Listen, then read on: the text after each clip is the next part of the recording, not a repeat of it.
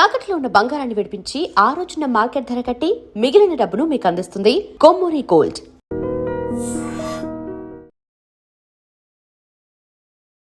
2013 love marriage sir. ఇంట్లో ఒక చాప, ఒక దిండు, ఒక ప్లేటు, గ్యాస్ కూడా లేదు. దీంతో నా సంసారం మొదలైంది. ఆ టైంలో నాకు ఉన్న ఒకే ఒక్క బలం ఏంటంటే, మీ షాక్ సినిమాలో చెదిరే జుట్టు చెమటే మధురం, కొద్దిగా పెరిగే కొలత మధురం, తిలకం మధురం. మా జీవితం మొదలైన తొలినాళ్ళలో మీ పాట, మీ మాంటేజ్లు, మీ హీరో, మీ హీరోయిన్, మీ డైరెక్షన్ మాకు ఇచ్చిన ధైర్యం అది. ఒక రూమ్లో ఒక దిండు, ఒక చాప. I can relate my life with that. నా పరిస్థితి కూడా అలాగే. అండ్ ఆ టైంలో నేను ఇంచుమించు సినిమా ఫ్లాప్ తర్వాత అలాగే ఉన్నాను. నా భార్య ఎన్ని కష్టాలు ఫేస్ చేసింది, ఎంత సపోర్టివ్గా ఉంది అనేది నాకు ఇప్పుడు మీరు చెప్తే నాకు ఒకసారి నా డేస్ గుర్తు చేయండి.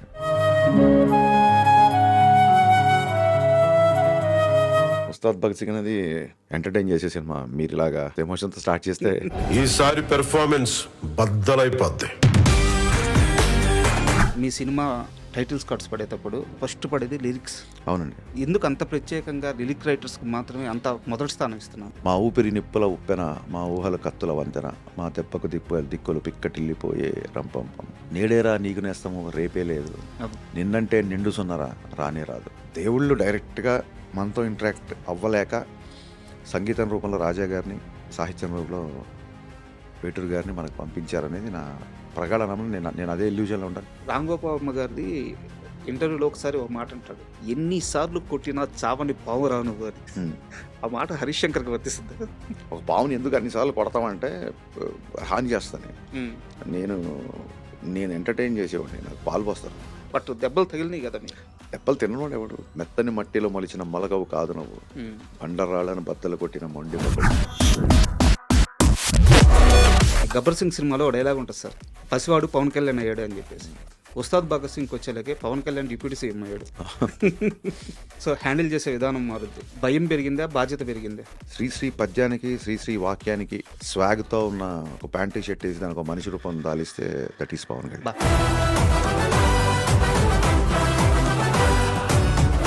ఆయన సీజ్ ద షిప్ అంటే 2 తెలుగు రాష్ట్రాలు వణిగిపోయినాయి. అలాంటి వ్యక్తి చేత మళ్ళీ పోలీసుగా ఏం చూపించబోతున్నారు, ఎలా చూపించబోతున్నారు, రియల్ లైఫ్లో ఇచ్చిన ఆ ఇంపాక్ట్ని ఎలా మ్యాచ్ చేయబోతున్నారు? సీజ్ ద షిప్ అంటే చాలా ఫేమస్ అయింది. అవును, అది పెట్టాలంటే అవి ఆయన ఎంకరేజ్ చేయరు. పాలిటిక్స్ వేరు, సినిమాలు వేరు. ఆ రెండింటి మధ్య గీతని పవన్ కళ్యాణ్ గారు పోలీస్ డ్రెస్ వేసుకునేది సెకండ్ హాఫ్లోనే. ఫస్ట్ హాఫ్ అంతా వేరే టోన్లో, ఎనర్జీ టోన్లో, ఫ్యాన్స్కి ఎలాగో అలా ఉంటుంది. ఈసారి కాన్ఫిడెంట్గా ఉన్నారా? నేను పర్ఫార్మెన్స్ బద్దలైపోద్ది అని ప్రతిసారి క్యాంపెయిన్ చేస్తా ఉంటే దాని ఉద్దేశం విలన్తో పంచ్ డైలాగ్లో, ఫైట్లోని కాదు.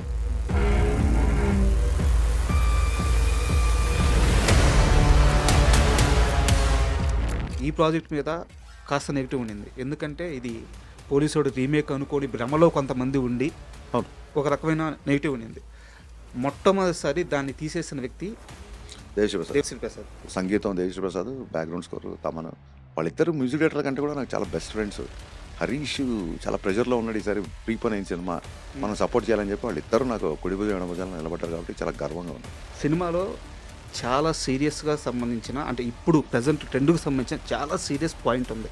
అది చాలా సీరియస్ సబ్జెక్ట్ కూడా. అది నాట్ ఈవెన్ 2 తెలుగు స్టేట్స్ కాదు, మొత్తం దేశానికి సంబంధించిన చాలా సున్నితమైన అంశం కూడా. మీరు ఎక్కడ టీజర్లో కానీ సాంగ్స్లో కానీ ఎక్కడ ఆ విషయాన్ని రివీల్ చేయకుండా దాచిపెడుతూ వస్తున్నారు. కరెక్ట్ అన్నా నేను? కరెక్ట్. భయంగా ఉందా? ఎవరికి? మీకే. దేని గురించి? రిలీజ్ అయిన తర్వాత ఆ అంశాన్ని ఎలా తీసుకుంటారు అని చెప్పేసి. భయం ఉంటే అసలు రిలీజ్ వరకు ఎందుకు తీసుకొస్తాం? టెన్షన్ లేదా? క్లైమాక్స్ ఎంత ప్లస్ కాబోతుంది? లాస్ట్ షాట్ వరకు మాసులో హరీష్ శంకర్ చేయాల్సిందన్నీ చేసేసారు. హరీష్ శంకర్ నెక్స్ట్ స్టెప్ డెఫినెట్గా నా నుంచి మీరు ఎక్స్పెక్ట్ చేయని ఒక కొత్త సినిమా త్వరలోనే చూస్తారు. అది బాలకృష్ణ గారి సినిమానేనా? అవ్వచ్చు. బాలకృష్ణ గారి సినిమా ఫైనల్ అయిపోయినట్టే కదా? ఖచ్చితంగా బాలయ్య బాబు గారితో సినిమా ఉంటుంది. దిస్ ఈజ్ మీరు దానవీర సూరకర్ణ డైలాగు ఎన్టీఆర్ గారి చేత చెప్పిస్తారు. అవును. బట్ అప్పటికి ఎన్టీఆర్ గారికి ఆ క్యాపబిలిటీ ఉంది, ఆయన చెప్పగలడు, మ్యాచ్ చేయగలడు. కానీ ఏ డైరెక్ట్గా ఆలోచన రాలేదు. మీరు మాత్రం ఎందుకు చెప్పించారు? 18 ఏళ్లకే సింహాద్రిలు, ఇండస్ట్రీ హిట్లు, ఆదిలు విపరీతమైన ఒక గంభీరమైన పాత్రలు చేసేసి ఒక సీమ బాధ్యత అంతా భుజాల మీద వేసుకున్న భారీ పాత్రలు, లేకుండా ఒక కుటుంబ బాధ్యత అంతా వేసుకున్న పాత్రలు ఇలాంటివి చేసేసి ఆయనలో ఉన్న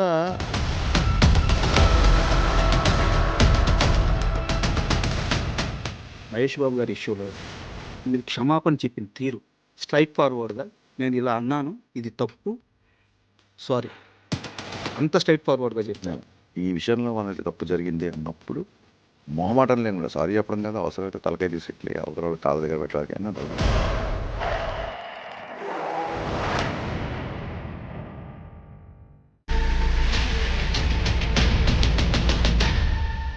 hi, welcome to my show. ఈ మార్చి 19న ఉస్తాద్ భగత్ సింగ్ ప్రేక్షకుల ముందుకు రాబోతుంది. ఈ నేపథ్యంలో powerful mass director Harish Shankar ఈరోజు మనతో ఉన్నారు.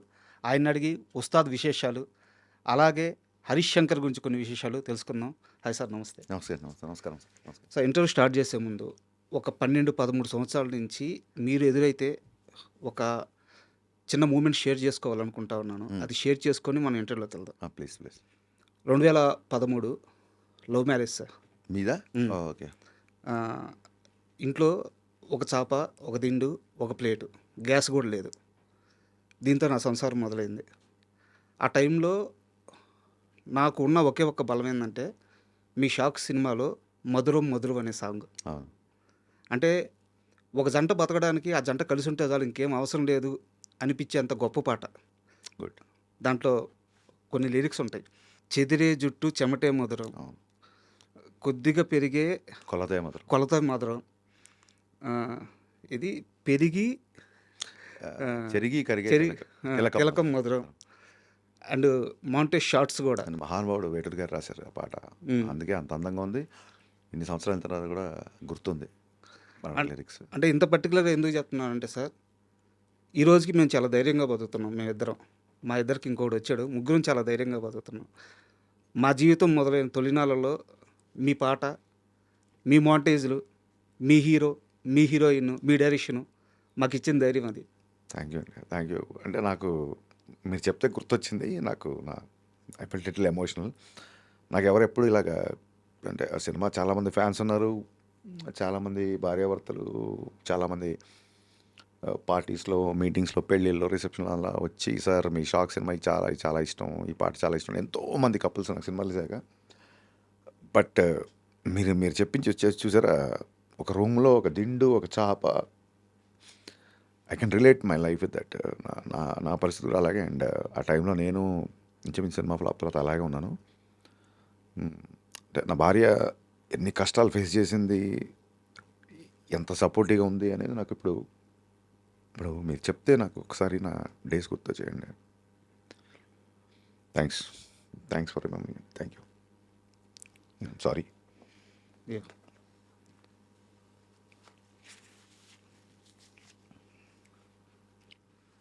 Ready sir. మా చాలా ఉస్తాద్ భగత్ సింగ్ అనేది 2.5 గంటలు ప్రేక్షకుల్ని ఎంటర్టైన్ చేసే సినిమా. మీరు ఇలాగా ఎంత ఎమోషన్తో స్టార్ట్ చేస్తే ఎంటర్ చేయడం కష్టంగా ఉంటుంది.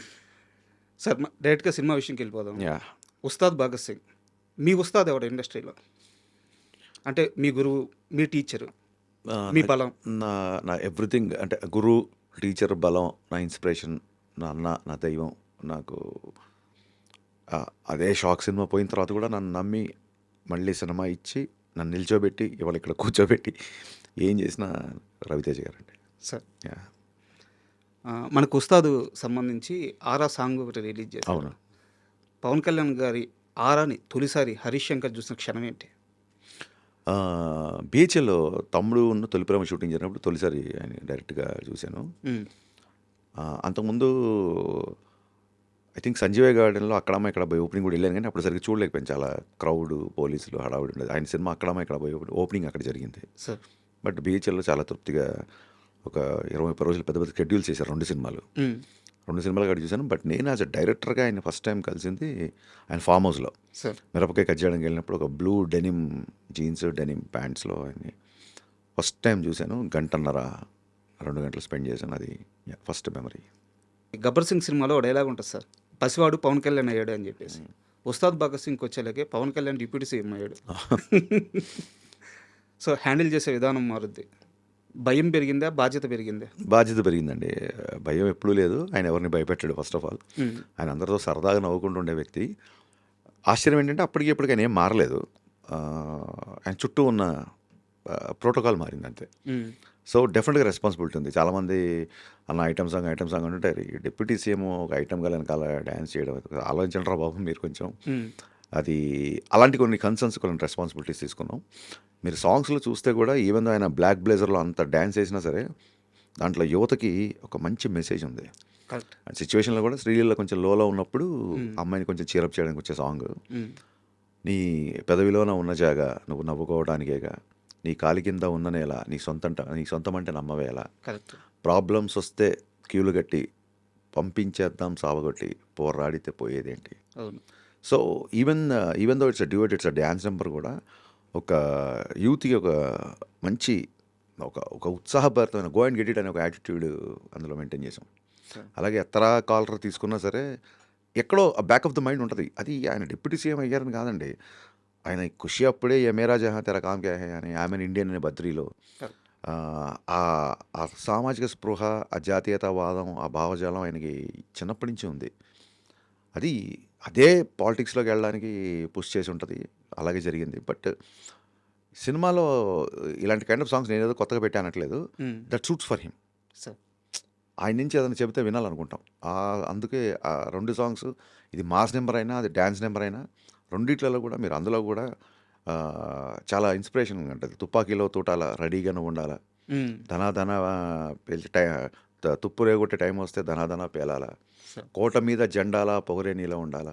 ఏదైనా సరే ఒక యూత్ దాన్ని ఏమంటారు, ఒక ఉత్సాహంతో ముందుకి ఉరకలు వేసేలాగా ఒక శ్రీశ్రీ, నేను ఇందాక చెప్పాను ఇంటర్వ్యూలో, శ్రీశ్రీ పద్యానికి శ్రీశ్రీ వాక్యానికి స్వాగ్తో ఉన్న ఒక ప్యాంటు షర్ట్ వేసి దానికి ఒక మనిషి రూపం దాలిస్తే that is Pawan Kalyan. And మనం కన్వర్జేషన్ తెలియకుండానే లిరిక్స్ మీదకి వెళ్ళిపోతుంది కాబట్టి నా దగ్గర ఇంకో స్పెషల్ క్వశ్చన్ ఉంది సార్. చెప్పండి. మీ సినిమా టైటిల్స్ కార్డ్స్ పడేటప్పుడు ఒక షాక్ తప్పించి మిగతా అన్ని సినిమాలు చాలా వరకు ఫస్ట్ ఆ టైటిల్ కార్డ్స్లో ఫస్ట్ పడేది లిరిక్స్. అవునండి. అవును. ప్రతి సినిమా, అవును. ఏ సినిమాకి అలా వేయరు. అవును. ఎందుకు అంత ప్రత్యేకంగా లిరిక్ రైటర్స్కి మాత్రమే అంత మొదటి స్థానం ఇస్తున్నారు? లేదండి, నాకు సరస్వతి ఉన్నవాళ్ళు ఎవరైనా సరే నేను సాష్టాంగ నమస్కారం చేసి మోకరు వెళ్తాను. అందులోనూ నాకు చిన్నప్పటి నుంచి నాన్నగారు తెలుగు టీచర్ అవడం వల్ల చిన్న పుస్తకాలు, సాహిత్యం టచ్ ఉంది. నా ఆఫీస్లో నా పూజ గదికి ఒక పక్క ఇళయరాజా గారు, ఒక పక్క వేటూరు గారు ఉంటారు. అంటే దేవుళ్ళు డైరెక్ట్గా మనతో ఇంటరాక్ట్ అవ్వలేక సంగీతం రూపంలో రాజా గారిని, సాహిత్యం రూపంలో వేటూరు గారిని మనకు పంపించారనేది నా ప్రగాఢ నమ్మకం. నేను అదే ఇల్యూజన్లో ఉంటాను, నేను అదే ట్రాన్స్లో ఉంటాను. అదే నన్ను ముందుకు తీసుకెళ్తుంటుంది. అదే నాకు అంటే ఇప్పుడు మీరు అన్నారు సార్, షాక్ సినిమా లిరిక్స్తో మీ యొక్క దాంపత్యం స్టార్ట్ అయింది అని. అలాగా నాకు నేను ఎప్పుడు లోలో ఉన్నా లేదా ఎప్పుడు నాకు ఎనర్జీ అవసరమైనా నాకు ఏదో రూపంలో చూడండి, ఒక భగవద్గీత తీస్తే ఒక శ్లోకం మనని గైడ్ చేస్తుంది అంటారు చూసారా, అలాగే ఏదైనా పాట పెడితే నాకు వేటూరు గారు గైడ్ చేస్తారు నన్ను. మీరు నమ్మరు, దెర్ ఆర్ వెరీ అంటే నేను అసిస్టెంట్ డైరెక్టర్గా ఉన్నప్పటి నుంచి it's not because I don't like to cell sympathy stories, because మనమేం స్వాతంత్ర సమయంలో పాల్గొనలేదు. నేను డైరెక్టర్ అవ్వాలని, కమర్షియల్ సినిమాలు తీయాలని, నేను పేరు సంపాదించాలని వచ్చాను. కాబట్టి మన కష్టాలు, మన స్ట్రగుల్స్, మన పిటి స్టోరీస్ అంత వాల్యూ ఉంటుందని అనుకోను. బేసిక్గా మనం దేశ సేవలో పాల్గొని లాఠీ దెబ్బలు తిని జైలుకి వెళ్తే దాన్ని త్యాగం అంటారు తప్ప, నేను 2 రోజులు తినలేదు, 3 రోజులు పడుకోలేదు అని నేను చెప్పుంటాను ఇమ్మెచ్యూర్గా. బట్ ఇవన్నీ అయ్యింది నువ్వు డైరెక్టర్ అవ్వడానికి, నువ్వు ఏదో సైంటిస్ట్ అవ్వడానికో దేశానికి ఏదో ఉపయోగపడమని కాదు. So I don't believe that. But having said that, ఎప్పుడన్నా లోలో ఉన్నప్పుడు నాకు వేటూరు గారి సాహిత్యం చాలా రకాలుగా, అంటే మా ఊపిరి నిప్పుల ఉప్పెన, మా ఊహల కత్తుల వంతెన, మా దెబ్బకు దిక్కులు పిక్కటిల్లిపోయే రంపంపం, ఆ లైన్స్, అందులోనే నేడేరా నీకు నేస్తము రేపే లేదు, నిన్నంటే నిండు సున్నరా రానే రాదు. చిన్నప్పటి నుంచి ఇలాంటి బాగా వినడం మూలంగా, తెలుగు మీడియం స్టూడెంట్ అవ్వడం మూలంగా నాకు ఎస్పెషల్లీ మాటలంటే నేను రాయగలుగుతాను, కానీ లిరిక్స్ రాసేవాళ్ళు అంటే నాకు చాలా గౌరవం. అందుకు లిరిసిస్టుల పేర్లు నాకు ఇప్పుడు ముందుంటాయి. Super sir. అండ్ ఈ 2425 కారు ఫ్యాంటసీ అని సార్ మీకు? ఏం లేదండి, బిహెచ్ఎల్ శ్రీనివాస్ గారు కానీ నేను థియేటర్ చేసినప్పుడు నాకు ఒక సన్నిహితుడు, నాకంటే చాలా పెద్ద, నాకు గైడ్ లాగా ఉండేవాళ్ళు. మిరపకాయ సినిమా బిఫోర్ ఆయన కొత్త కారు కొనుక్కుంటే ఆయన పాత కారు నాకు అమ్మేశారు. దాని నెంబర్ 2425. సో అది ఉన్నప్పటి నుంచి అన్నీ అలాగా నేను ఆ కార్లో నరేషన్కి వెళ్ళినప్పుడు ఓకే అవ్వడం, ఆ కార్లో బయటికి వెళ్ళినప్పుడు సినిమాలు బ్లాక్ బాస్టర్ రిపోర్ట్ రావడం, ఇవన్నీ ఇప్పుడు మా ఫ్యాన్స్కి చెప్తే అన్న ఆ కార్ ఎక్కడ తీసుకొచ్చాయని అంటారేమో. సో అప్పటి నుంచి ఇంకా 2425 స్టార్ట్ అయింది. గబ్బర్ సింగ్లో కూడా నాకు తెలియకుండా మా కోడేటర్ బాబీ సార్ బండికి బైక్కి ఆ నెంబర్ వేసేసాడు. సినిమా ఇండస్ట్రీ హిట్ అవడంతో ఇంకా మా డైరెక్షన్ డిపార్ట్మెంట్ తీసుకున్న కాల్ అది, నాది కాదు. అదే చాలా సినిమాల్లో గమనించాను. ఉస్తాద్లో కూడా అదే ఉంటుంది. అవును సార్. ఇప్పుడు ఉస్తాద్ విషయానికి వస్తే మామూలుగా పవన్ కళ్యాణ్ గారి సినిమాలంటే ఆయనకున్న ఫ్యాంటసీ ప్రకారం లేకుంటే ఆయనకున్న ఇష్టం ప్రకారం తుపాకులు, రకరకాల గన్స్ కనిపించడం సర్వసాధారణం. ఉస్తాద్లో కొత్తగా యారో కనిపిస్తుంది ఏంది? అవునండి. బాణం అనేది ఐ థింక్ నాకు తెలిసి అంటే దాన్ని ఏమంటారు, కథని సపోర్ట్ చేసే దీంట్లో ఒక ట్రైబల్ కుర్రాడు చిన్నప్పటి నుంచి భగత్ సింగ్ యొక్క సిద్ధాంతాలని భావజాలని వంట పట్టుకొని ధైర్యంగా పెరిగిన కుర్రాడు. భగత్ సింగ్ అంటేనే కారణం ధైర్యం సార్. భగత్ సింగ్ అంటే మనకు గుర్తొచ్చే ధైర్యం. కరెక్ట్. సో ఆ క్యారెక్టర్ ఉస్తాద్ భగత్ సింగ్ క్యారెక్టర్ కాబట్టి, ట్రైబల్ కుర్రాడు కాబట్టి బాణంతో చిన్న లింక్ ఉంటుంది. ఏదో మామూలు కాస్ట్యూమ్లో పెట్టలేదు. అవును. ఫంక్షన్ సార్, మీ fans, cult fans, sir fans, Pawan Kalyan గారి ఫ్యాన్స్ అందరూ ఫంక్షన్ కోసం చాలా ఈగర్గా వెయిట్ చేస్తున్నారు. రేపు ఫంక్షన్ ఏ స్థాయిలో ఉండబోతుంది? మీరు అంటే అంత ఫ్యాన్స్ అందరూ ఊహించుకునే స్థాయిలోనే ఉంటుంది. బట్ టు బి ఫ్రాంక్, నేను సినిమా ప్రీపోన్ చేయడం మూలంగా అసలు ఫంక్షన్ ఏర్పాట్లు ఏంటి, అవి ఏంటి, ఎలా జరుగుతుంది ఏంటి అసలు ఐడియా లేదు. కంప్లీట్ పోస్ట్ ప్రొడక్షన్ పనిలో, ప్రమోషన్లో ఉండడంతో నిజంగా ఐడియా లేదు. పోలీస్ గ్రౌండ్లో జరుగుతుంది ఫంక్షన్. అద్భుతంగా ఉంటుంది డెఫినెట్గా. సార్, ఒక కంటెంట్ పరంగా ఒక క్వశ్చన్. మామూలుగా గబ్బర్ సింగ్ తీసేటప్పుడు ఆయన పోలీస్ ఆఫీసర్గా చూపించారు. అప్పుడు కానీ power star, number 1 hero, okay. But police ఆఫీసర్గా చూపించారు, ఆడియన్స్ యాక్సెప్ట్ చేశారు, సూపర్ హిట్. కానీ ఒక డిప్యూటీ సీఎంని మళ్ళీ పోలీస్ ఆఫీసర్గా చూపించడం అనేది ఆ స్థాయిలో చూసేశారు పవన్ కళ్యాణ్ గారిని. ఇక్కడ మీరు అనొచ్చు రీలు అని చెప్పేసి. పవన్ కళ్యాణ్ గారు లాంటి హీరోని రీలు తేడా ఉండదు, ఆ ఆరా అలాగే కంటిన్యూ అవుతూ ఉంటుంది. సో ఆయన సీజ్ ద షిప్ అంటే 2 తెలుగు రాష్ట్రాలు వణిగిపోయినాయి. అలాంటి వ్యక్తి చేత మళ్ళీ పోలీసుగా ఏం చూపించబోతున్నారు, ఎలా చూపించబోతున్నారు, రియల్ లైఫ్లో ఇచ్చిన ఆ ఇంపాక్ట్ని ఎలా మ్యాచ్ చేయబోతున్నారు? అంటే పవన్ కళ్యాణ్ గారికి సక్సెస్తో ఫెయిల్యూర్తో లేని స్టార్డమ్ అండి అయింది. అది మీకు తెలుసు. డిప్యూటీ సింగర్ అయ్యారు కాబట్టి తీసుకోవాల్సిన కన్సర్న్స్ ఇందాక నేను చెప్పినట్టే తీసుకున్నాం తప్ప, సెట్లోకి వచ్చిన తర్వాత యాక్షన్ అన్నప్పుడు డిప్యూటీ సింగర్ యాక్ట్ చేయట్లేదు. సూపర్ స్టార్, దాని ఏమంటారు, స్టార్డమ్ ఉన్న ఒక power star Pawan Kalyan act చేస్తున్నారు అక్కడ. సో ఆయన ఒక నటుడిగా ఆయన ప్రస్థానం స్టార్ట్ అయింది కాబట్టి సెట్లోకి వచ్చినప్పుడు నటుడుగానే ఉంటారు. ఇంక ఇప్పుడు మనం ఈ డైలాగు డిప్యూటీ సింగర్ చెప్తే బాగుంటుందా బాగోదా, లేకపోతే డిప్యూటీ సింగర్ జీన్స్ వేసుకోవచ్చా, డిప్యూటీ సింగర్ ఇలాగ టోపీ పెట్టుకోవచ్చా, ఇన్ని ఆలోచిస్తే సినిమా తీసుకెళ్ళాం. అండ్ బయట ఉన్న ఇమేజ్ని మ్యాచ్ చేయడం అనేది, సినిమా అంటే ఆయనకు ఓన్లీ సినిమాలు నచ్చిన వాళ్ళు ఉంటారు. బయట ఆయనకి అశేషంగా సినిమాలకు సంబంధం లేకుండా ఆయన ప్రేమించే వ్యక్తులు ఉన్నారు, అంతే కదా. కరెక్ట్. ఓన్లీ ఆయన అభిమానించే వాళ్ళే అంటే ఆయన ఎప్పుడో పదవుల్లోకి వెళ్ళిపోయేవాళ్ళు. ఆయన కష్టపడి 10 సంవత్సరాలు స్ట్రగుల్ అయ్యి ప్రజల హృదయాలను గెలుచుకున్నారు కాబట్టి ఇంకా ఆ ఇమేజ్ని మళ్ళీ దాన్ని తీసుకొచ్చి సినిమాలో పెడదాం అండ్ ఇన్ఫ్యాక్ట్ ఆయన ఇష్టపడరు. నేను ఒక సన్నివేశం అనుకుంటా, ఒక ఆడియో ఫంక్షన్లో చెప్పాను నేను. ఇప్పటన్కి వెళ్తున్నప్పుడు ఆయన టాప్లెస్ టాప్ వెహికల్ టాప్ మీద కూర్చొని వెళ్ళారు. అలాంటి సీన్ నాకు చాలా నచ్చింది. అది చేద్దాం అన్నప్పుడు కళ్యాణ్ గారు, ఆయన చీవట్లా అనలేం కానీ, హరీష్ అది ఒక ఎమోషనల్గా నేను తీసుకున్న ఒక డెసిషను, ఒక ఎమోషనల్గా నేను ఒక పర్పస్తో వెళ్ళిన పని అది. దాన్ని నువ్వు ఏదో కమర్షియలైజ్ చేసి సినిమాల్లో అది అది అది నా ఎమోషను, దాన్ని నువ్వు ఎంటర్టైన్మెంట్లో పెట్టడం ఒకసారి ఆలోచించు అన్నారు. అయితే పొలిటికల్గా ఇప్పుడు మీరు సీజ్ ద షిప్ అనే డైలాగ్ చాలా ఫేమస్ అయింది. అది పెట్టాలంటే 2 నిమిషాలు ఆలోచిస్తే సీన్ వస్తుంది. అవి ఆయన ఎంకరేజ్ చేయరు. పాలిటిక్స్ వేరు, సినిమాలు వేరు. ఆ రెండింటి మధ్య గీతని భగవద్గీత అంటారు చూసారా, మా టీజర్లో ఉంటూ అలా గీశారు ఆయన. ఈ పంచెస్ మొన్న అంటే ఒక 1 వీక్ బ్యాక్ కోనా వెంకట గారిని నేను ఇంటర్వ్యూ చేశాను సార్. అదే చైర్లో కూర్చున్నారు కోనా వెంకట గారు. ఆయన ఇంటర్వ్యూ మొత్తం మీద 3 సార్లు ప్రస్తావించారు మీ పేరు. పంచ్ లైన్లు ఆ పంచ్ లైన్లు పవర్ఫుల్గా పేలేటట్టు వన్ లైనర్స్ రాయాలంటే హరీష్ తర్వాతే. ఇదే మాట 3 సార్లు అన్నారు ఆయన ఇంటర్వ్యూ మొత్తం మీద. అది టాలెంట్ అనొచ్చా, లేకుంటే అవలీలగా మీకు అబ్బిన కళ అనొచ్చా, ఎలా చూడొచ్చు వాటిని? ముందుగానే అన్నాడు కాబట్టి అది ఆయన అభిమానం అనొచ్చు ఫస్ట్. ఆయన దగ్గర మేము పనిచేశాను కాబట్టి డెఫినెట్గా నేను గురూజీ అని పిలుస్తాను. సో తన శిష్యుడి గురించి తను గర్వంగా ఫీల్ అయిన సందర్భం నాకు చాలా ఆనందంగా ఉంది. చెప్పాను చిన్నప్పటి నుంచి పుస్తకాలన్నా అక్షరాన్ని నమ్ముకున్నాం, ఆస్తుల్ని కాదు. సార్, సో మేబీ అమ్మ అలా పలుకుతుంటుందేమో అంతే. రామయ్య వాస్తవయ్య సినిమాలో కూడా ఒక లిరిక్ ఉంటుంది, నిప్పుకైనా తుప్పు పడితే కడిగి పారి పండగ చేసుకో అని చెప్పేసి ఒక లైన్ ఉంటుంది. అవునండి, మీలో నాకు నచ్చేది అదే. Thank you sir. అంటే శ్రీమణి రాశాడు లైన్. ఉమ్, మీరు ఇన్ని లిరిక్స్ గుర్తుపెట్టుకోవడం నిజంగా చాలా అభినందనీయం. చాలామంది అడుగుతుంటారు, ఈ రోజుల్లో లిరిక్స్ ఎవరు వింటారండి, సౌండ్స్ ఇంపార్టెంట్ అది ఇది అంటుంటారు. వాళ్ళందరికీ మా ఐ డ్రీమ్ యాంకర్ రాజా గారు ఒక ఒక మైల్ స్టోన్ అంటారా లేదా దాన్ని ఏమంటారు, ఒక టర్నింగ్ ఉదాహరణ. థ్యాంక్ యూ సో మచ్ అండి.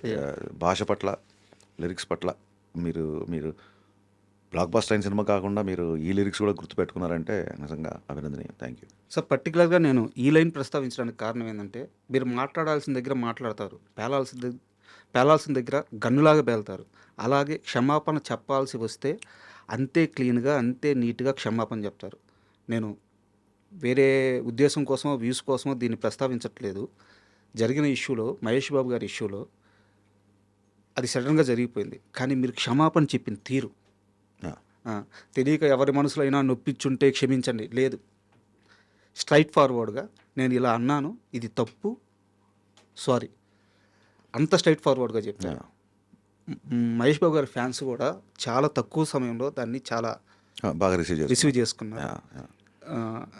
ఈ గుణం ఎలా అలవాటైంది? కాదండి, మనం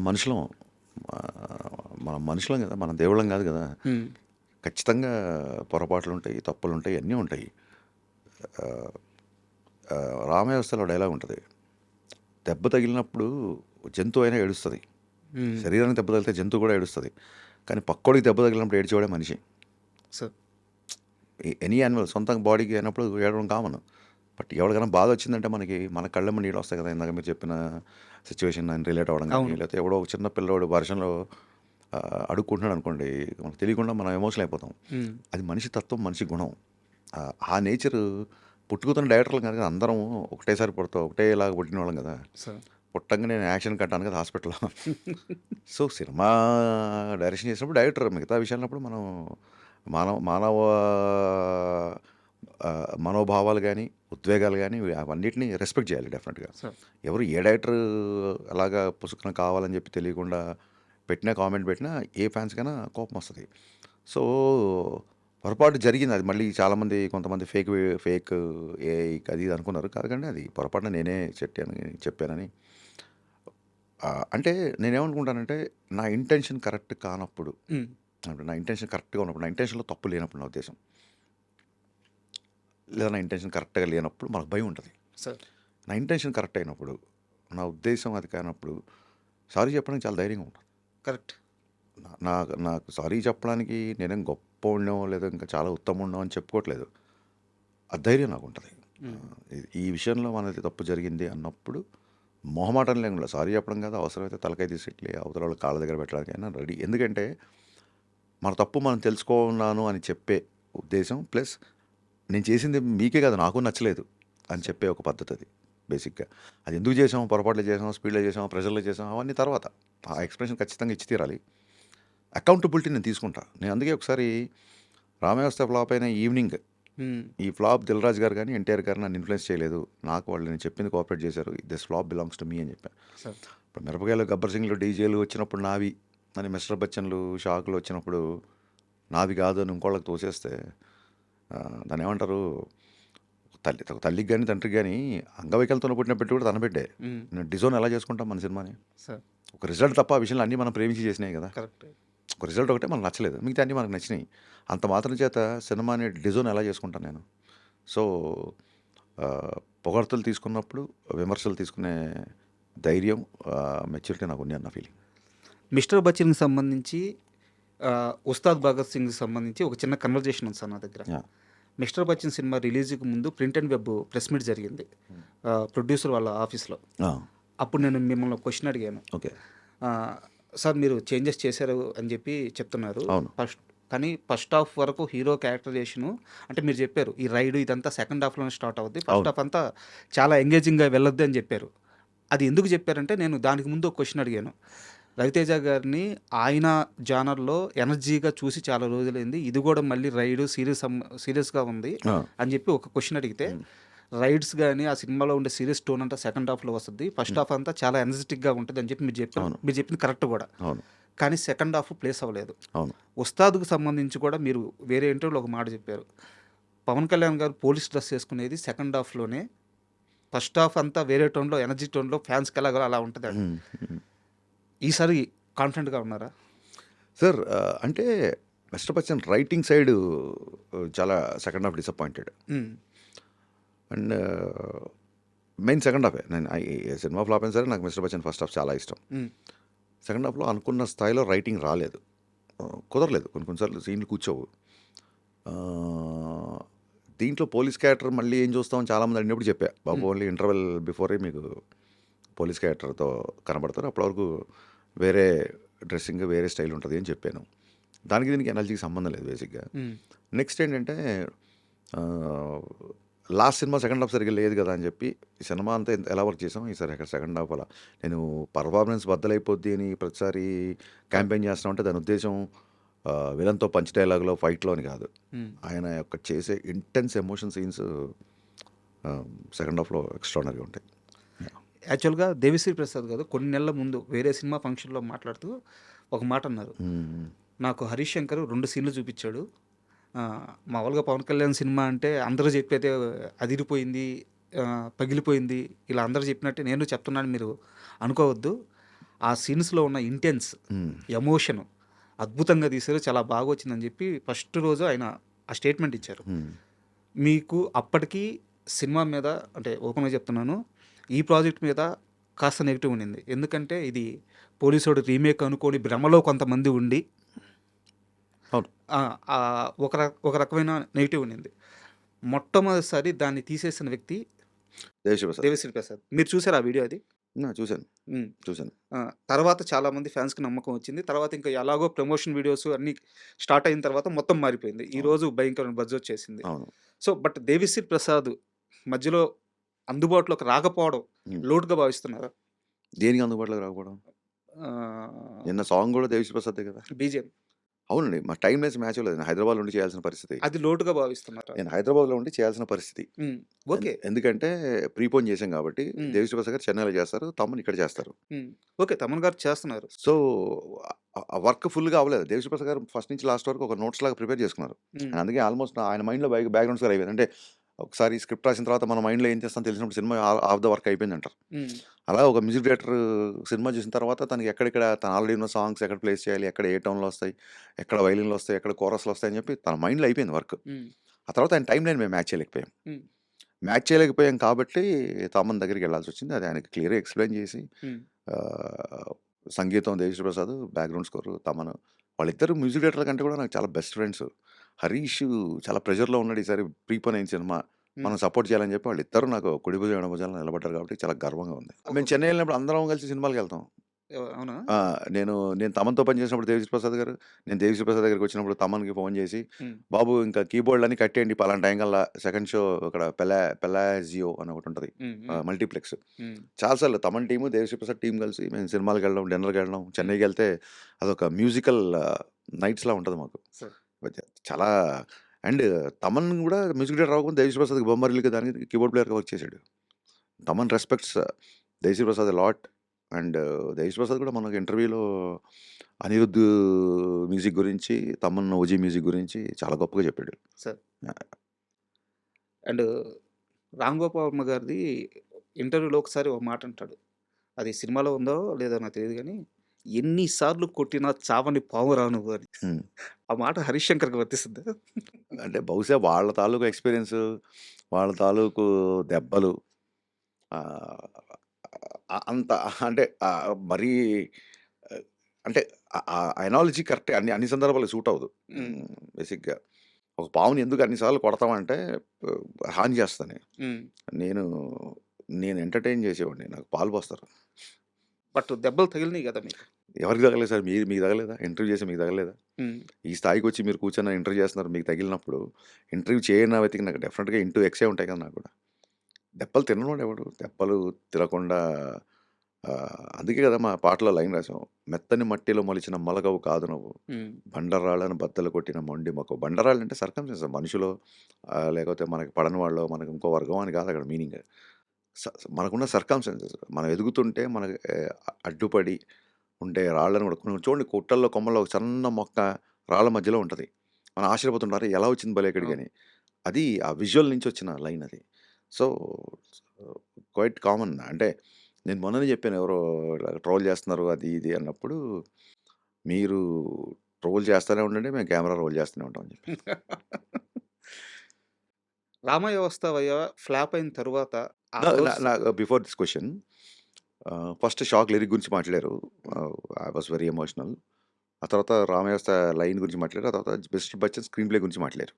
ఈ 3 సినిమాల గురించి మాట్లాడారు. ప్రస్తుతానికి నాకు మిరపకాయ అనే ఒక సంక్రాంతి బ్లాక్ బస్టర్ ఉంది, డీజే అనే ఒక టైంలో ఆ టైంలో అల్లు అర్జున్ హైయెస్ట్ ఉంది, అవును సార్. గద్దలకొండ గణేష్ అని వరుణ్ తేజ్ ఉంది, Varun Tej super duper hit block buster ఉంది, సుబ్రహ్మణ్యం సేల్ అని మన సాయిధరం తేజ్ సినిమా ఉంది. ఈ హిట్ సినిమాలు వదిలేసి ఆడని మిస్టర్ బచ్చన్, రామయ్య వస్తే పదే పదే వాటి గురించి మాట్లాడడంలో మీ ఉద్దేశం ఏంటో నేను క్లియర్గా తెలుసుకోవచ్చా? నేను మాట్లాడిన ప్రతిసారి వాటిలో పాజిటివే తీసుకున్నాను. దేంట్లోనే పాజిటివ్ ఉంటుంది, బట్ అంటే నేను ఆడని సినిమాలోనే అంత పాజిటివ్ ఉంటే ఆడిన సినిమాలో ఇంకెంత పాజిటివ్ ఉండొచ్చు? అవును అవును మీ ఉద్దేశం అడుగుతున్నా, అడగకూడదనలా. మిస్టర్ బచ్చన్ గురించి పోస్ట్ మార్టం అని ఒక ఎపిసోడ్ పెట్టండి ఐ డ్రీమ్లో, 2 గంటలు మాడతాను నేను. మిస్టర్ బచ్చన్ గురించి నేను ఒక్క ప్రశ్న అలాగే రామయ్య వస్తాయి, అలాగే షాక్ గురించి ఎందుకు ఈ సినిమాలు పోయాయి అన్న దాని మీద మనం ఒక పోస్ట్ మార్టం పెడదాం. అప్కమింగ్ ఫిల్మ్ మేకర్స్ కూడా నేను చేసిన తప్పులు చేయకుండా ఉంటారు. నాకు ఇక్కడ నా క్వశ్చన్ వాటి గురించి ప్రస్తావించినందుకు కాదు, వాటి గురించే చేకు దీర్ఘమిస్తే ప్రస్తావించడం మీ ఉద్దేశం ఏంటి అని అంతే. నా ఉద్దేశం వాటిల్లో కూడా మంచి ఉంది, నాకు నచ్చినవి వాటి గురించి షేర్ చేసుకోవాలని ఫస్ట్ ఒకటి. Okay. And second thing, Ramayya Vastavu గురించి మళ్ళీ ఎందుకు ప్రస్తావించంటే నేను బేసిక్గా ఎన్టీఆర్ ఫ్యాన్. ఓ అవునా? ఓకే. దాంట్లో నాకు తెలుసుకోవాల్సిన అంశాలు 2 ఉన్నాయి. ఓకే. సో అందుకని వాటిని ప్రస్తావించాను. కానీ నేను ఫ్లాప్ ఫెయిల్ గురించి అసలు నాకు మీరు ఇంకా తారక్ గారు ఫ్యాన్ చెప్పారు కాబట్టి మీకు ఆల్ రైట్స్ ఏదో అడగచ్చు మీరు ఇంకా. నాకు అసలు షాక్, నా దృష్టిలో షాక్ అసలు ఫ్లాప్ మూవీ కాదు. Hmm. అలాగే మిస్టర్ బచ్చన్ ఫస్ట్ హాఫ్ నాకు చాలా ఇష్టం. సో నేను వాటి గురించి నేను ఉద్దేశం అడిగాను, అడగకూడదు అలా. యాజ్ ఎన్టీఆర్ ఫ్యాన్గానే అడుగుతున్నాను. Hmm. ఆ సినిమాలో మీరు దానవీర సూరకర్ణ డైలాగు ఎన్టీఆర్ గారి చేత చెప్పిస్తారు. అవును. బట్ అప్పటికి ఎన్టీఆర్ గారికి ఆ క్యాపబిలిటీ ఉంది, ఆయన చెప్పగలడు, మ్యాచ్ చేయగలడు. కానీ ఏ డైరెక్ట్గా ఆలోచన రాలేదు. మీరు మాత్రం ఎందుకు చెప్పించారు? ఇది నాకు ఒక క్వశ్చన్. Hmm. దాని మీద ఇంకో క్వశ్చన్ కూడా ఇప్పుడు అడిగేస్తాను. ఎన్టీఆర్ గారిని ప్రజెంట్ చేసిన విధానం, అటు నడుచుకుంటా పోతున్నప్పుడు షర్ట్ ఇలా అంటే మీరు బ్యాక్ షాట్ పెట్టినప్పుడు ఆ షర్ట్ గాలి కట్టలేస్తారు. అవును. అంత స్టైలిష్గా, Hmm. అంత సూపర్గా ఎన్టీఆర్ని అప్పటి వరకు ఎవరు చూపించలేదు. అవును. నాకు ఈ 2 ప్రశ్నలకు సమాధానం చెప్పండి. అదే బాగా చూపించినందుకు దానికి అది ప్రశ్న ఎలా అవుతుంది? కాంప్లిమెంట్ అవుతుంది. మీరు చెప్పిన 2వ సెంటెన్స్ అనేది కాంప్లిమెంట్. Hmm. నాకు తారక్ గారు, నేను మిరపకాయ గబ్బర్ సింగ్ కంటే ముందు నుంచి నన్ను విపరీతంగా ఎంకరేజ్ చేసిన హీరోల్లో ఆయన ఒకళ్ళు. Hmm. నేను అదుర్స్కి వినాయక్ గారి దగ్గర పనిచేశాను. Hmm. అప్పటి నుంచి నాకు ఆయన బాగా క్లోజ్. అంతకంటే ముందే ఆయనకి నేను ఎమ్మెల్యే అని కదా చెప్పాను. Hmm. ఎందుకు అంత యంగ్గా చూపించాలంటే, నేను యంగ్గా చూపించలేదు. ఆ సినిమా అయినప్పుడు ఆయన చాలా యంగ్, ఇప్పటికీ యంగే. విషయం ఏంటంటే 18 ఏళ్లకే సింహాద్రిలు, ఇండస్ట్రీ హిట్లు, ఆదిలు, విపరీతమైన ఒక గంభీరమైన పాత్రలు చేసేసి, ఒక సీమ బాధ్యత అంతా భుజాల మీద వేసుకున్న భారీ పాత్ర, లేకుండా ఒక కుటుంబ బాధ్యత అంతా వేసుకున్న పాత్రలు ఇలాంటివి చేసేసి, ఆయనలో ఉన్న ఒక ఆ యంగ్, ఆ యవ్వనం, దాన్ని ఏమంటారు, ఆ యూత్, అది ఎవరు ట్యాప్ చేయలేదు అప్పటి వరకు. నాకు చాలా స్ట్రాంగ్ ఫీలింగ్. Hmm.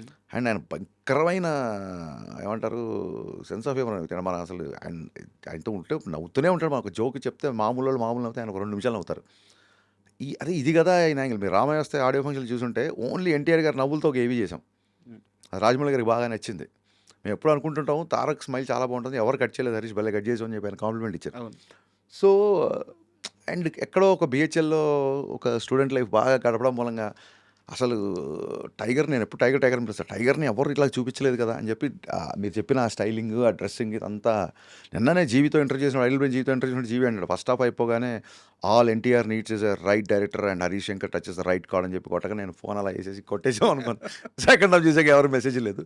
సో అదే చిన్న స్క్రిప్ట్లో అప్పటికే వేరే సినిమాలు వచ్చి మేము అనుకున్న సెకండ్ హాఫ్ ఆ సినిమాకి మ్యాచ్ అయ్యి దాన్ని షూటింగ్ స్టార్ట్ అయ్యి సెకండ్ హాఫ్ మార్చాల్సి వచ్చి అలా జరిగింది.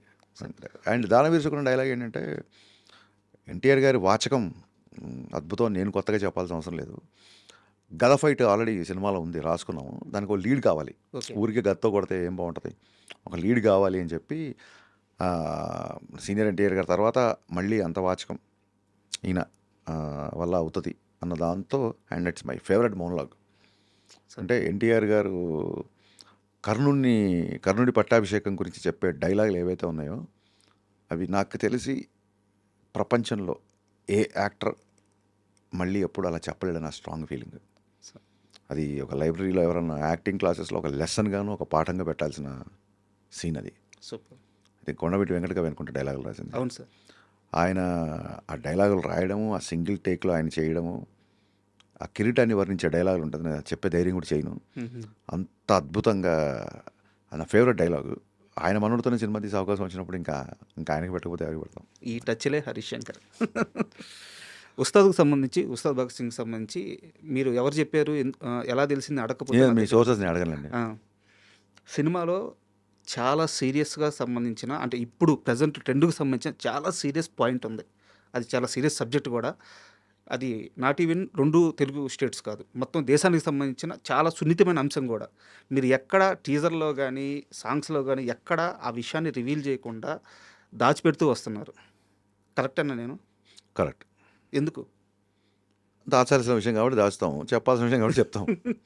గరికపాటి గారు ఏమన్నారు, ఒక మంచి మాట మైక్లో చెప్పాలి, చెడ్డ మాట చెవిలో చెప్పాలన్నారు. ఇది చెప్పేస్తే చెడు అయిపోద్ది, అంటే దాని ఆడియన్స్కి థ్రిల్ తీసేయడం అంటే అది కాబట్టి దాన్ని దాచాం. ఆ సున్నితమైన అంశం నాకు తెలుసు. డైరెక్ట్గా అడుగుతున్నాను, డైరెక్ట్గానే సమాధానం చెప్పండి. భయంగా ఉందా ఎవరికి? మీకే. దేని గురించి? రిలీజ్ అయిన తర్వాత ఆ అంశాన్ని ఎలా తీసుకుంటారు అని చెప్పేసి. భయం ఉంటే అసలు రిలీజ్ వరకు ఎందుకు తీసుకొస్తాం? టెన్షన్ లేదా? సెన్సార్ కూడా అయిపోయినాక టెన్షన్ ఉంటుంది. అంతేనా? ఆ విషయంలో మాత్రం నాకు కొంచెం టెన్షన్గా ఉంది విన్నాక, బట్ మీ మీద నమ్మకం ఉంది. మీరు టెన్షన్ పడేది పెద్ద మ్యాటర్ ఏం కాదు. అయితే మీకు రాంగ్ ఇన్ఫర్మేషన్ వచ్చి ఉంటుంది, లేదా ఇన్ఫర్మేషన్ రావాల్సిన దాన్ని మించి ఇంకా మిమ్మల్ని ఎగ్జైట్ చేయడానికి, ఇంప్రెస్ చేయడానికి చెప్పిన వాళ్ళు ఇంకా 2 ఎక్కువ చేసి ఉంటారు. ఓకే. అండ్ మొత్తం షూటింగ్లో సార్, అంటే మళ్ళీ అనుకునేదే, ఆయన కొంచెం పవన్ కళ్యాణ్ గారు పాలిటిక్స్కి వెళ్ళిపోయి కొంచెం సినిమా పక్కకు వచ్చేసి ఓజీ లాంటి హిట్ కొట్టినా సరే, ఈ మొత్తం ప్రాసెస్లో ఏదో ఒక రోజు విపరీతమైన ఎగ్జైట్ అయిన డే ఉంటుంది కదా ఆయనకి.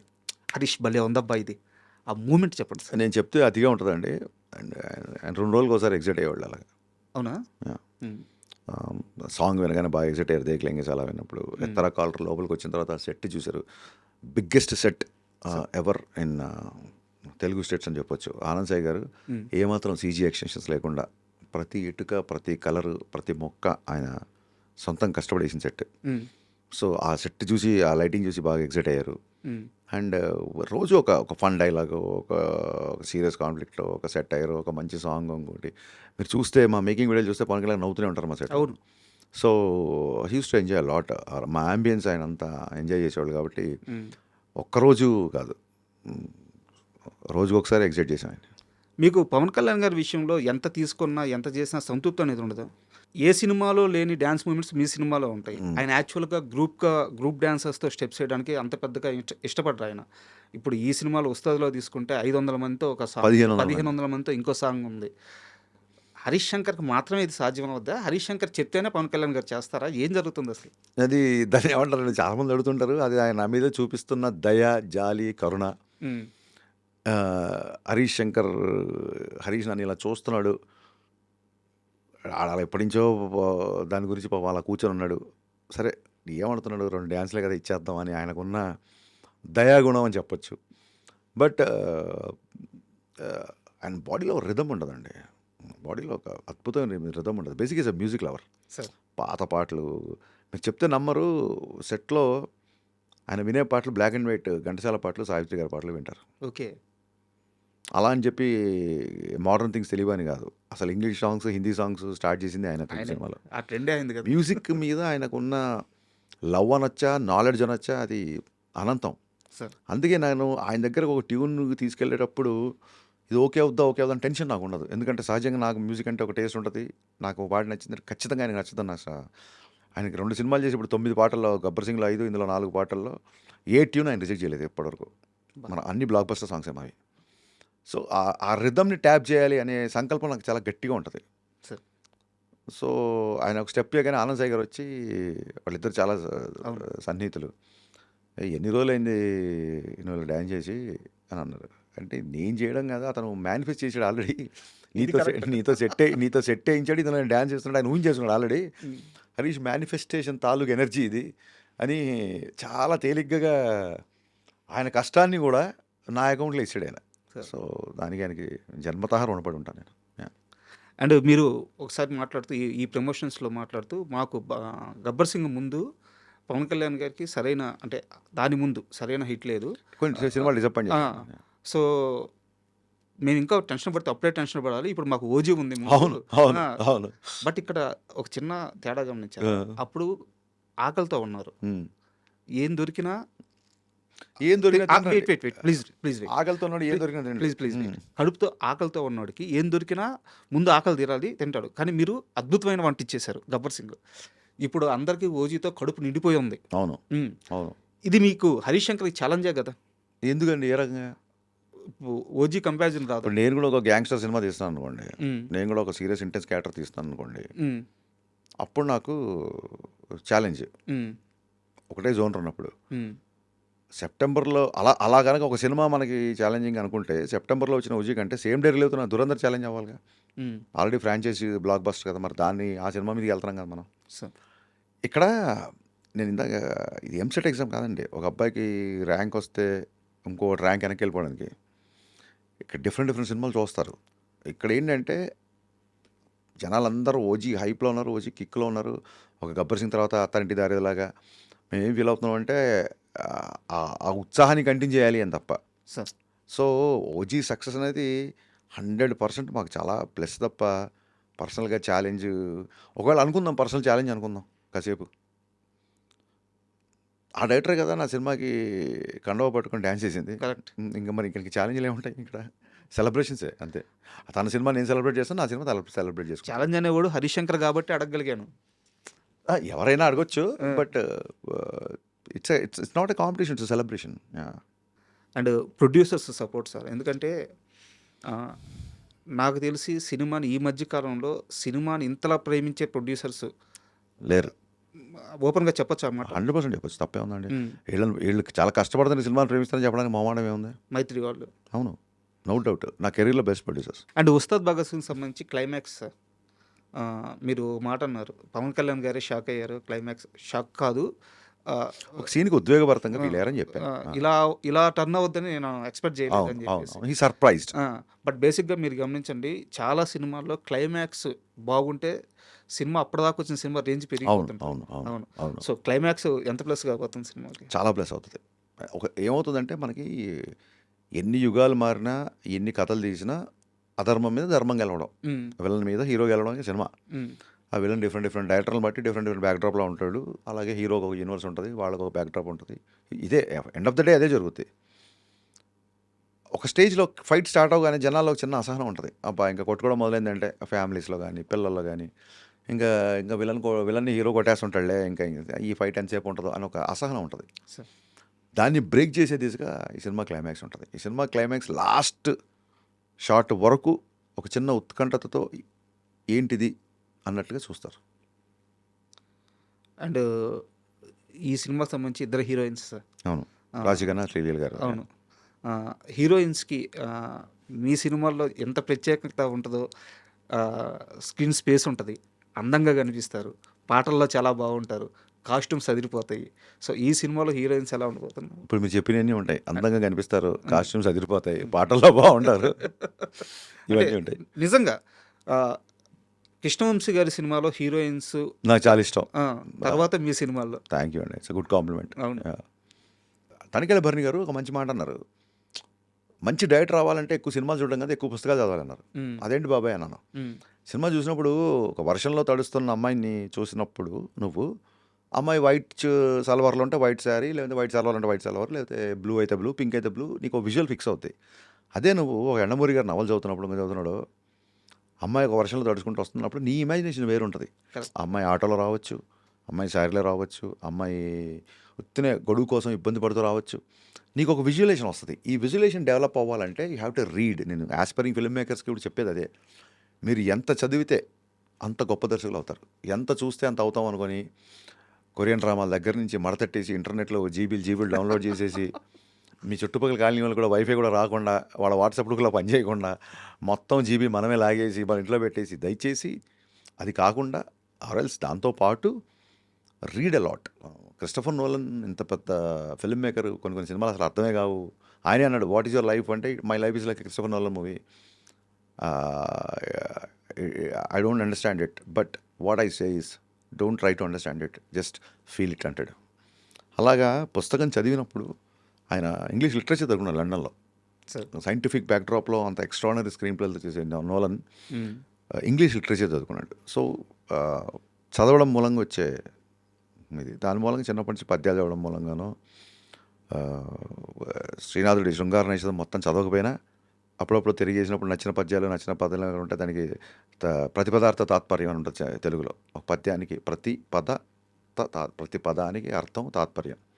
అలా కొన్ని పద్యాలు చదవడమో లేకపోతే చేమకూర వెంకటకవి కొన్ని పద్యాలు చిన్నప్పుడు అలా టచ్ చేయడము. సో దాని మూలంగా ఆ స్త్రీత్వం అనేది అందంగా చూపించాలన్న ఒక హరిశంకర్ మీద చలం ప్రభావం ఏమైనా ఉందా? నేను మైదానం సినిమా తీద్దామని వచ్చినాను ఇండస్ట్రీకి. పా ఎండమూరి గారి ప్రేమ, ఆనంద బ్రహ్మ, ఈ పుస్తకాలని సినిమాలుగా చేసుకుందామని వచ్చినండి. దాని తాలూకు భావుగత మీకు షాక్లో ఉంటుంది.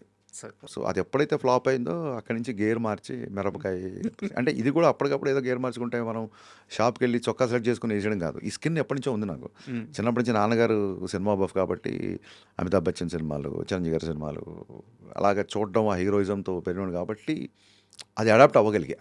సార్ అంతే. పవన్ కళ్యాణ్ గారి విషయంలో హరిశంకర్ ఏది చేసినా తర్వాత కాలంలో అది ఆయన కెరీర్కి ఆయనకి ప్లస్ అవుతూనే పోతుంది. అంటే అది మీరు తెలిసి చేసినా తెలియక చేసినా యాదృచ్ఛికం, యూనివర్స్ అంతే. అది గబ్బర్ సింగ్లో ఎందుకు ఆ గ్లాస్ పెట్టామో ఏంటి తెలియదు, అది పార్టీ గుర్తు అవడం ఏంటి, దాని మీద మళ్ళీ 12 ఏళ్ళ తర్వాత నేను ఒక డైలాగ్ రాయడం ఏంటి, యాదృచ్ఛికం ఆర్ యూనివర్స్ కాల్ అంతే. మొన్న మీరు కాలేజీకి వెళ్ళి మల్లారెడ్డి గారి కాలేజీకి వెళ్ళి ఒక ఫంక్షన్ సాంగ్ అని చెప్పి చేస్తే ఎర్ర తుండు అందరూ కట్టుకొని మీకు అట్లా స్టేజ్ మీదకి ఇస్తుంటే అంటే సారీ ఈయనకి ఏమన్నా భవిష్యత్తు ఏమన్నా తెలుసా? ఎలా కళ్యాణ్ గారు కూడా ఉందండి. ఇప్పుడు టీ గ్లాస్ ఆయనకంటే చిన్న కళ్యాణ్ గారు ఇండస్ట్రీకి రాకముందు కూడా ఆయనకు గాజు గ్లాసు ఫ్యాసినేషన్, సెట్లో కూడా గాజు గ్లాసులో అవుతారు టీ, ఆ కండువా ఇవన్నీ ఆయన ఇష్టపడే విషయాలు. అవి లక్కీగా నా సినిమా ద్వారా ముందు జనాలకు కనబడ్డాయి. కల్ట్ కెప్టెన్ అని చెప్పి కొత్త అదే సోషల్ మీడియాలో పెట్టాను, టీజర్లు వేసామండి అంతే. దాని మించి నేను దాన్ని అలాగ అంత సీరియస్గా తీసుకుని అలాంటి ట్యాగ్స్ హీరోలకు బాగుంటాయి, డైరెక్టర్లకు ఏం బాగుంటాయి. ఏదో రాస్తారు. ఇంతకుముందు పవర్ఫుల్ డైరెక్టర్ అనేవాళ్ళు, ఇప్పుడు జగన్ గారిని డేరింగ్ డైరెక్టర్ అంటారు, పూరి జగన్నాథ్ గారి మన వినాయక్ గారిని డాషింగ్ డైరెక్టర్ అంటారు. ఏదో వాళ్ళ ఫ్యాన్స్ వాళ్ళ సరదాగా వాళ్ళ హీరో సినిమా వస్తున్నప్పుడు సరదా పిలుచుకుంటారు. మా marketing Nizam teaser first time వెళ్తుంది కదా వేద్దాం అని చెప్పి వేసాను తప్ప దాన్ని భుజాల మీద వేసుకొని దాన్ని సీరియస్గానే తీసుకొని దాన్ని ఒక బిరుదులాగా తగిలించుకోవడం అవన్నీ లేవండి. బట్ ట్యాగ్ మోయడానికి ఒక పవర్ ఉండాలి సార్. నాకు తెలిసి హరిశంకర్కి ఆ పవర్ ఉంది, మోయొచ్చు. మంచిదే అయితే. నేను ఒక ఎగ్జాంపుల్ చెప్తాను. రాజమౌళి గారు ఈగా ముందు వరకు చేసిన సినిమాలు వేరు, మాస్ ఓర మాస్ అవును పట్టుకొని వెళ్ళారు. ఈగ తర్వాత ఆయన ఒక స్టాండ్కి వెళ్ళిపోయాడు, ఒక లెవెల్కి వెళ్ళిపోయారు, స్థాయి పెరిగింది ఆలోచన మారడం వల్ల. అవును, మాస్లో హరిశంకర్ చేయాల్సిందన్నీ చేసేశారు. హరిశంకర్ నెక్స్ట్ స్టెప్ అంటే నేను అలా చేయమని చెప్పట్లేదు, అలా కావాలని చెప్పండి. మీ ఉద్దేశం నాకు అర్థమైంది. అంటే నెక్స్ట్ లీప్ ఆఫ్ సక్సెస్కి, కరెక్ట్ నెక్స్ట్ గ్రోత్ ఆఫ్ సక్సెస్కి వెళ్ళడానికి డిఫరెంట్ విభిన్నమైన కథలు, విభిన్నమైన బ్యాక్డ్రాప్లు, మేకింగ్ స్టైల్ అన్నీ 100% నేను అదే పనిలో ఉన్నాను. అండ్ డెఫినెట్గా నా నుంచి మీరు ఎక్స్పెక్ట్ చేయని ఒక కొత్త సినిమా త్వరలోనే చూస్తారు. అది బాలకృష్ణ గారి సినిమానేనా? అవ్వచ్చు, బాలకృష్ణ గారితో అవ్వచ్చు, అసలు ఏదన్నా అవ్వచ్చు.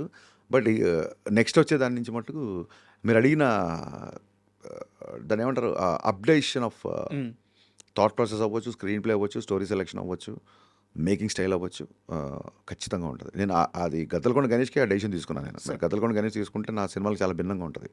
తర్వాత పాండమిక్ రావడం, చిన్న రిధమ్ మిస్ అవ్వడం, తర్వాత చిన్న కమిట్మెంట్స్, దాంతో ఇంకా నేను పూర్తిగా అనుకున్న సినిమా తీయలేదు. బట్ డెఫినెట్గా మీరు అన్న పాయింట్ నాకు అర్థమైంది. యా, ఇప్పటివరకు కరెక్ట్గా చెప్పాలంటే మాస్గా చెప్పాలంటే ఇప్పటివరకు ఒక లెక్క ఇక్కడి నుంచి ఇంకో లెక్క ఉండాలి. కరెక్ట్. గేర్ మార్చాలి. ఇప్పటివరకు ఒక గేర్లో వెళ్తాను ఇంకో గేర్ మార్చాలి. Totally understand. బాలకృష్ణ గారి సినిమా ఫైనల్ అయిపోయినట్టే కదా? సార్ అంటే ఇప్పుడు ఎలా ఉంటుందంటేనండి, రేపు ముహూర్తం చేసి ఒక షెడ్యూల్ చేసిన తర్వాత కన్ఫర్మ్ అనే పరిస్థితులు ఏదైనా ఖచ్చితంగా బాలయ్యబాబు గారితో సినిమా ఉంటుంది. This is too early to say anything this time. At this point of time this is too early to say. ఫైనల్గా ఉస్తాద్ మీ కల్ట్ ఫ్యాన్స్కి మీరిచ్చే భరోసా ఒక్క ముక్కలో చెప్పమంటే ఏం చెప్తారు? ఈ ఉగాది ఉస్తాద్ ఉగాది. ఇది అసలు సిసలైన సినిమా పండగ.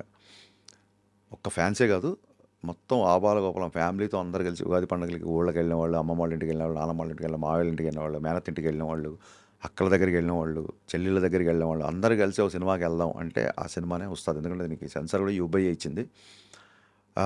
ఫ్యాన్స్ హడావుడి, ఫ్యాన్స్ మళ్ళీ మళ్ళీ ఎలాగో చూస్తారు, నాకు ఆ నమ్మకం ఉంది. నార్మల్ ఆడియన్స్కి, ఫ్యామిలీస్ కూడా ఒక్క సెకండ్ బోర్ కొట్టకుండా ఒక అద్భుతమైన డ్రామా, ఒక అద్భుతమైన కళ్యాణ్ ఎలా చూడాలనుకుంటున్నాం, ఇంతకాలం ఇలాంటి కళ్యాణ్ మనం మిస్ అయిపోయామా అనే ఫీలింగ్ మట్టుకు నేను తెప్పిస్తాను. Thank you sir. ఫైనల్గా ముందు ఇంటర్వ్యూ ముగించే ముందు మీకు థ్యాంక్స్ చెప్పాలి. 2-3 రోజుల నుంచి మీరు ఎంత బిజీలో ఉన్నారో నాకు తెలుసు. మేము పెట్టే ప్రతి మెసేజ్కి టెక్స్ట్కి రిప్లై ఇస్తున్నారు, వాయిస్కి వాయిస్ రిప్లై ఇస్తున్నారు, కాల్ లిఫ్ట్ చేస్తున్నారు. అంటే ఇంత బిజీలో ఉండి, ఇంత టెన్షన్లో ఉండి అవతల మనిషికి రెస్పాన్స్ ఇవ్వాలి అన్న ఆ సెన్సిబిలిటీకి నిజంగా చాలా నాకు యాంగ్జైటీ ఉంటుంది సార్. నాకు ఎవరైనా నా గురించి వెయిట్ చేస్తానంటే, నాకు ఇక్కడ 10 గంటలకు వెయిట్ చేస్తాను, ఇప్పుడు 9 గంటలకు రెడీ అవుతున్నా సరే నాకు టెన్షన్ ఉంటుంది. అవతల వ్యక్తి మనం తిట్టుకోకూడదు అనేది. అండ్ ఇందాక చెప్పినట్టు షూటింగ్లో మాత్రమే నేను డైరెక్టర్ని. ఇప్పుడు మిగతా అన్ని విషయాల్లో అన్నీ సమానంగానే ఉండాలి కదా. మీ టైం అయినా, నా టైం అయినా, ఎవరి టైం అయినా ఒకటే కదా. నిన్న రాలేకపోయినా, నిన్న అల్లు స్టూడియోస్ ఓపెనింగ్ ఉంటే అక్కడికి వెళ్ళాము. రిటర్న్లో విపరీతమైన ట్రాఫిక్లో సార్ ఇంకా లేట్ అయిపోయింది అనుకో, లేకపోతే మనం ఈ ఇంటర్వ్యూ 24 గంటల క్రితమే చేయాల్సింది బేసిక్గా. అంటే ఎవరి టైం అయినా టైమే, మీకు ఒక అపాయింట్మెంట్ ఉంటుంది, మీరు మీకోసం ఎదురు చూసే వాళ్ళు ఉంటారు, లవ్ మ్యారేజ్ అంటున్నారు. కాబట్టి డెఫినెట్గా I respect every once time. నేను 10 గంటలకు వస్తున్నప్పుడు 10 గంటలకు ఇంకా నేను ట్రాఫిక్లో ఉంటే ఐఎమ్ స్టిల్ ఆ టైం మీరు నన్ను ఎక్స్పెక్ట్ చేస్తున్న టైంకి ఇంకెంత టైం పడుతుంది నేను ఇమీడియట్గా చెప్తాను. చిన్న చిన్న విషయాలండి. I mean I have to be చాలా గొప్ప విషయాలు సార్. అదేం లేదు. వాళ్ళెవరా. Thank you sir. Thank you so much. Thank you. And thanks so much for I డ్రీమ్కి ప్రత్యేక కృతజ్ఞతలు. ఎందుకంటే నేను 3-4 రోజు నుంచి బిజీగా ఉన్నా సరే ఏమాత్రం అసహనానికి గురవకుండా వాళ్ళు కంటిన్యూగా ఫాలో అప్ చేస్తున్నారు. మొత్తాన్ని గురుగారు అయితే అసలు వదలట్లేదు, సుధాకర్ గారు. అలాగే రాజా గారు ఇంటర్వ్యూ అనేది నాకు నిజంగా వన్ ఆఫ్ మై బెస్ట్ ఇంటర్వ్యూస్లో నేను ఫీల్ అవుతున్నాను. దయచేసి నాకు మీరు ఎంత త్వరగా ఇంటర్వ్యూ నాకు ఇస్తే నేను త్వరగా ఈ సోషల్ మీడియాలో పోస్ట్ చేద్దామన్న ఉత్సాహం నాకు చాలా రోజుల తర్వాత వచ్చింది. రాజా గారి క్వశ్చన్స్ కానీ, ఆయన భాష కానీ, ఆయనకి భాష మీద ఉన్న పట్టు కానీ, ఇవన్నీ షేర్ చేసుకోవడానికి నాకు చాలా ఆనందంగా ఉంది. అండ్ ఇలాంటి వాళ్ళతో ఎన్ని గంటలైనా కూర్చోవచ్చు అన్న ఒక ఫీలింగ్ వచ్చింది నాకు. సో థ్యాంక్ యూ అండి. Thank you everyone. తెలుగు ప్రేక్షకులందరికీ ఈసారి పండగ ఉస్తాద్ భగత్ సింగ్తో స్టార్ట్ అవబోతుంది. ఈసారి పండగే కాదు, ఈసారి నూతన సంవత్సరం, తెలుగువారి సంవత్సరం. ఉగాదికి ఉస్తాద్ వస్తున్నాడు. దయచేసి బొట్టు పెట్టి మరీ మీ ఇంట్లోకి స్వాగతించండి. అట్ ది సేమ్ టైం మీరు కూడా ఇంట్లోంచి బయటకు వచ్చి థియేటర్లోకి వచ్చి సినిమా చూడండి. Thank you so much.